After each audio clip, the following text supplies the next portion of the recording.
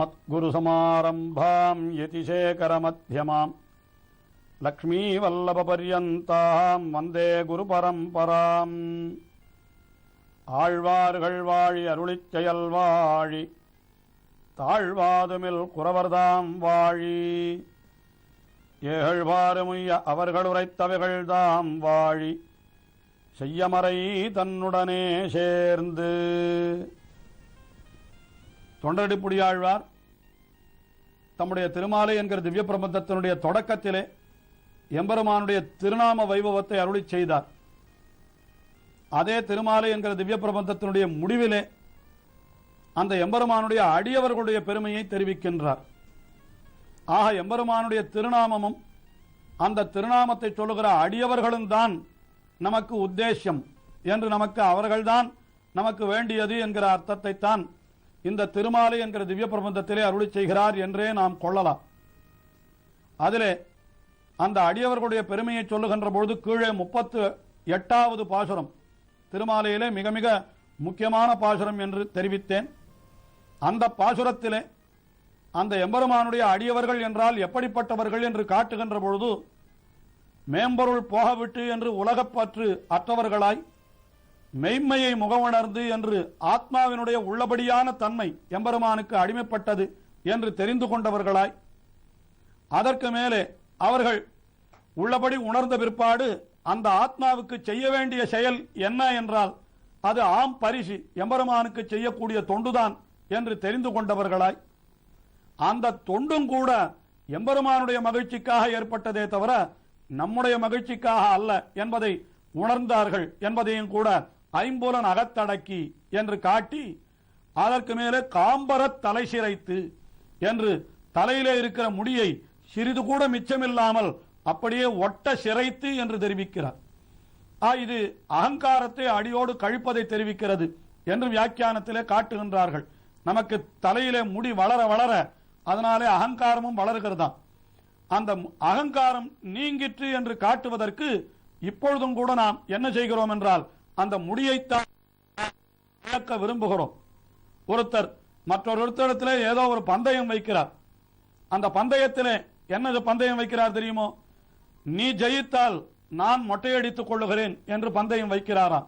இதில் என்ன அர்த்தம் கிடைத்தது என்றால், நீ ஜெயித்தால் உனக்கு நான் தோற்றுட்டேன், என்னுடைய அகங்காரம் அழிந்தது என்று காட்டுவதற்காக நான் என்னுடைய தலைமுடியை சிரைத்து விடுகிறேன் அல்லது என்னுடைய முகத்திலே இருக்கிற மீசையை எடுத்து விடுகிறேன் என்று சொன்னால் அதை சிரைத்து விடுகிறேன் என்று சொல்லுகிறான்.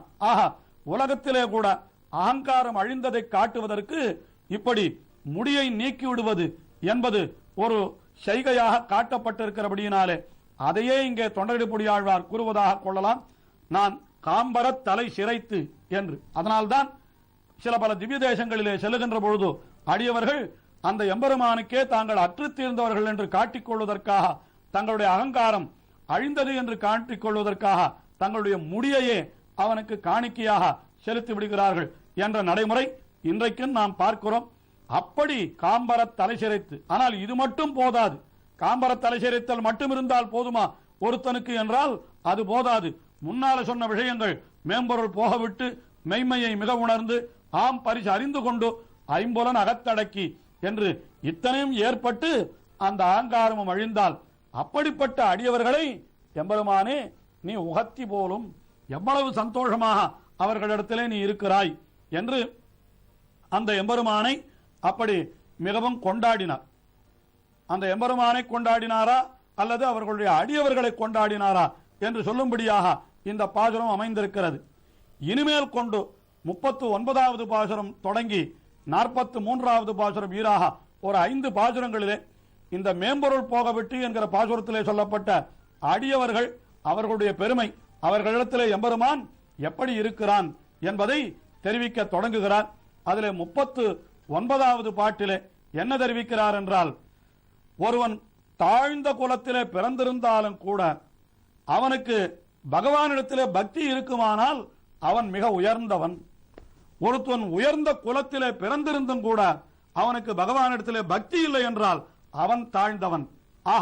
பகவானிடத்திலே அவனுக்கு இருக்கிற அந்த பிரீத்தியை பக்தியை இட்டுத்தான் அவன் உயர்ந்தவனா தாழ்ந்தவனா என்று பார்க்க வேண்டுமே தவிர அவன் பிறந்த பிறவியை இட்டு அல்ல என்கிற ஒரு உயர்ந்த கருத்தை அடுத்த 39வது பாசுரத்திலே தெரிவிக்கிறார். குடிமயில் குடிமயில்லா அயல் சதுப்பேதிமாறில் குடிமயில் கடமைப்பட்டா குக்கரில் பிறப்பரேலும் குடியினில் துலவம் வைத்தாய் மொய்களற் கண்பு செய்யும் அடியரை உகத்தி போலும் அரங்கமானவருடானே. இந்த பாசுரத்திலே ஆழ்வார் முதலிலே யாரை தெரிவிக்கிறார் என்றால் சதுப்பேதிமார்கள் என்று ஒரு வார்த்தையை பிரயோகம் பண்ணுகிறார். அதாவது சதுப்பேதிமார்கள் என்னால் சதுர்வேதம் வல்லவர்கள், அதாவது வேதங்கள் என்பவை 4, அந்த 4 வேதங்களையும் வல்லவர்கள் என்று சொன்னால், அதாவது அந்தணர் குலத்திலே பிறந்து வேதங்களை எல்லாம் கற்றிருப்பவர்கள் என்று தங்களுக்கு ஒரு பெரிய பெருமை இருப்பதாக சில பேர் இருமாப்பு கொண்டிருப்பார்களாம். அவர்களை பார்த்து சொல்லுகிறார். அவர்களை இந்த இடத்திலே சதுப்பேதிமார்கள் என்று சொல்லுகின்றார்கள். ஆனால் அவர்கள் வேதங்களை எல்லாம் நன்றாக கற்றார்களே தவிர அவனுடைய அந்த சொற்களை கற்றார்களே தவிர அவர்களுக்கு அடிமையில் குடிமையில்லா அந்த எம்பெருமானுக்கு தொண்டு செய்ய வேண்டும் என்கிற எண்ணம் சிறிதும் இல்லை என்று தெரிவிக்கின்றார். தாங்கள் கற்ற வேதத்தையும் கூட அவர்கள் தங்களுக்கு இந்த இவ்வுலக பயன்கள் உண்டாவதற்காக அதை உபயோகப்படுத்துகிறார்களே தவிர அந்த வேதங்களை கொண்டு அதனுடைய பொருளை அறிந்து கொண்டு அந்த வேதங்களிலே சொல்லப்பட்டது எம்பெருமானுக்கு செய்ய வேண்டிய தொண்டுதான் என்று தெரிந்து கொள்ளாவிட்டால் இவ்வளவு வேதங்களை அவர்கள் தெரிந்து கொண்டும் அதற்கு ஒன்றும் உபயோகம் இல்லை என்று தெரிவிக்கின்றார். இதை தெரிவிக்கின்ற பொழுது மிகவும் கடுமையான ஒரு வார்த்தை பிரயோகம் பெரியவாச்சான் பிள்ளை வியாக்கியானத்திலே காட்டுகின்றார். அதாவது வேதங்களை முழுமையாக கற்றிருக்கிறான் ஒருத்தன், ஆனால் அதனுடைய அந்த வேதத்தினுடைய பொருளை அதனுடைய பெருமையை அவன் அறிந்து கொள்ளவில்லை என்றால் அவன் எப்படிப்பட்டவன் என்றால் குங்குமம் சுமந்த கழுதையோபாதி என்று தெரிவிக்கின்றார். அதாவது சில கழுதைகள் அதன் மீது பாரங்களை ஏற்றுகிறார்கள், அது சுமையை எடுத்துக்கொண்டு போகிறது. ஆனால் ஒரு கழுதையின் முதுகிலே எண்ணெய் ஏற்றி இருக்கிறார்கள் என்றால் குங்குமப்பூ என்று சொல்லப்படுகின்ற மிக உயர்ந்த வஸ்துவானது. அதாவது குங்குமப்பூ என்பது அது அந்த காஷ்மீரத்தில் மிகவும் சிறப்பாக விளையக்கூடியது என்று சொல்லுகிறார்கள். அங்கே இந்த குங்குமப்பூவை அறுவடை செய்து எடுத்துக்கொண்டு வருவதற்கு என்று சில கழுதைகளை அவர்கள் வைத்திருப்பார்கள். அந்த கழுதைகளின் மீது பெரிய மூட்டைகளை எல்லாம் வைத்து எடுத்துக்கொண்டு வருகிற பொழுது இந்த கழுதை என்ன நினைக்கிறது என்றால் இதுவும் தன்னுடைய முதுகிலே இருக்கிற ஒரு பாரம் என்று நினைக்கிறதே தவிர அதனுடைய மதிப்பு அதற்கு தெரியுமோ? ஒரு கழுதையினுடைய முதுகிலே இருக்கக்கூடிய குங்குமப்பூ மூட்டையினுடைய விலை என்ன என்று கேட்டால் அது இருக்கலாம் 5 லட்சம் இருக்கலாம், 10 லட்சம் ரூபாய் இருக்கலாம். ஆனால் அது சுமக்கிற பாரமாக நினைக்கிறதே தவிர அதனுடைய மதிப்பு அந்த கழுதைக்கு தெரியாது. அது போலத்தான் இப்படி வெறும் வேதத்தை மட்டும் சுமந்து கொண்டு அதனுடைய பொருளை அறிந்து கொள்ளாமல் அதை அனுஷ்டானத்திலேயும் கொள்ளாமல் இருக்கிறவன் குங்குமம் சுமந்த கழுதை போலே என்று பெரியவாச்சான் பிள்ளை வியாக்கியானத்திலே காட்டி அருளுகிறார். ஆஹா, இந்த இடத்துல அடிமையில் குடிமையில்லா அயல் சதுப்பேதிமார் என்று அவனுக்கு அடிமையில் குடிமையில்லா என்னால் அடிமை எம்பெருமானுக்கு செய்ய வேண்டிய கைங்கரியத்திலே அவனுக்கு ஈடுபாடு இல்லை. அப்படிப்பட்ட அயல் சதுப்பேதி மாறில் என்னால் அந்த சதுர்வேதிகளை காட்டிலும் யார் உயர்ந்தவர்கள் என்றால் குடிமையில் கடமைப்பட்ட குக்கரில் பிறப்பரேலும். குடிமையில் கடமைப்பட்ட குக்கர் என்றால் மிகவும் கடைப்பட்ட குலத்திலே பிறந்தார். குக்கர் என்னால் வடமொழியிலே க்ஷுத்ரர், அதாவது மிகவும் தாழ்ந்தவர் என்ற பொருளை உடைய ஒரு சொல் உண்டு. அந்த க்ஷுத்ரர் என்கிற சொல் இங்கே தமிழிலே வருகிற பொழுது குக்கர் என்கிற சொல்லாலே அப்படி சொல்லப்படுகிறது. ஆஹா, குடிமையில் கடமைப்பட்ட மிகவும் தாழ்ந்த குலத்திலே பிறந்த சுத்தரராய் இருந்தாலும் நீச்சர்களாய் தாழ்ந்தவர்களாய் இருந்தாலும் முடியினில் துளபம் வைத்தாய் மொய்கழற்கு அன்பு செய்யில். உன்னுடைய திருமுடியிலே துளபத்தை திருத்துழாயை வைத்திருக்கிறவனே, உன்னுடைய திருவடிகளுக்கு அவர்கள் அன்பு செய்வார்களாகில் அவர்கள் எப்படிப்பட்டவர்கள் என்றால் முடியினில் துளபம் வைத்தாய் உன்னுடைய மொய்கழற்கு அன்பு செய்யும் அடியவராயிருந்தால் அவர்களை நீ உகத்தி போலும், அவர்களிடத்திலே நீ மிகவும் மகிழ்ச்சி கொள்ளுகிறாய் அல்லவா. அதாவது வேதங்களை எல்லாம் கற்றவனாய் பெரிய சதுர்வேதியாய் அந்தண குலத்திலே பிறந்து இருந்தாலும் கூட அவனுக்கு அடிமையிலே வாசனை இல்லை என்றால், அடிமையிலே ஈடுபாடு இல்லை என்றால் அவனை விட்டுவிட்டு நீ யாரிடத்திலே நீ மகிழ்ச்சி கொள்ளுகிறாய் என்றால் மிகவும் தாழ்ந்த குலத்திலே தான் பிறந்திருக்கிறான்.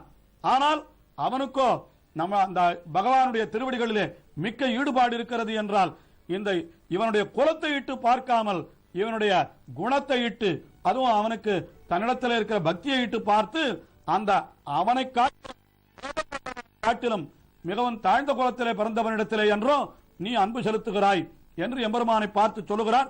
முடியினில் துளபம் வைத்தாய் என்கிறார். உண்மையிலே இந்த இடத்திலே நாம் அந்த திருப்பாணாழ்வாருடைய சரித்திரத்தை நினைத்து பார்க்க வேண்டும். திருப்பாணாழ்வார் என்பவர் தாழ்ந்த குலத்திலே பிறந்தவர். ஆனால் அவரை தம்முடைய தோளிலே தூக்கி வரும்படியாக லோகசாரங்கர் என்கிற அந்தணருக்கு ஸ்ரீரங்கநாதன் நியமித்தான். ஆஹா, இப்பொழுது என்ன ஆயிற்று என்றால் குலத்தாலே உயர்ந்தவர் என்று இவர் லோகசாரங்க மகாமுனியை சொல்ல வேண்டும். ஆனால் பக்தியிலே அந்த எம்பெருமானிடத்தில் இருக்கிற ஈடுபாட்டிலே உயர்ந்தவர் அந்த திருப்பாணாழ்வார் ஆகையினாலே அவரை தோளிலே சுமந்து வரும்படி என்றோ எம்பெருமான் நியமித்தான். இதிலிருந்து என்ன தெரிகிறது என்றால், அப்படி திருப்பாணாழ்வார் போல எம்பெருமானிடத்தில் ஈடுபாடு உடையவர்களாய் இருந்தால் அவர்கள் பிறந்த குலத்தை இட்டு அவர்களை தாழ்வாக நினைக்க கூடாது என்றும், அப்படிப்பட்டவர்கள் எம்பெருமானுக்கு மிகவும் மகிழ்ச்சிக்கு உரியவர்கள் என்றும் நான் நினைக்க வேண்டும் என்கிற உயர்ந்த கருத்தை இந்த பாசுரத்திலே ஆழ்வார் முடியினில் துளபம் வைத்தாய். எப்படி திருத்துழாயை உன்னுடைய தலையாலே தாங்குகிறாயோ அதுபோல இந்த அடியவர்களையும் உன்னுடைய தலையாலே தாங்குபவன் அல்லவோ நீ என்பது போல முடியினில் துளபம் வைத்தாய். உன்னுடைய மொய்களுக்கு அன்பு செய்யும் அடியவர் அவர் குக்கரில் பிறப்பரேலும் மிகவும் தாழ்ந்த குலத்திலே பிறந்தாலும் கூட அவர்களை நீ எப்படி நினைக்கிறாய்? சதுர்வேதி மாறில் அந்த சதுர்வேதிகளை காட்டிலும் உயர்ந்தவர்களாக அவர்களை நினைக்கிறாய் அல்லவோ என்று அந்த எம்பெருமானை பார்த்து தொண்டரடிப்புடியாழ்வார் அருளி செய்தார். இப்படி அடியவர்களுடைய பெருமையை இன்னும் அதுவும் எக்குலத்திலே பிறந்தாலும் அந்த அடியவர்கள் உயர்ந்தவர்கள் தான் என்பதை மேலேயும் சில பாசுரங்களிலே தெரிவிக்கிறார். தொடர்ந்து அனுபவிப்போம். நாடு நகரம்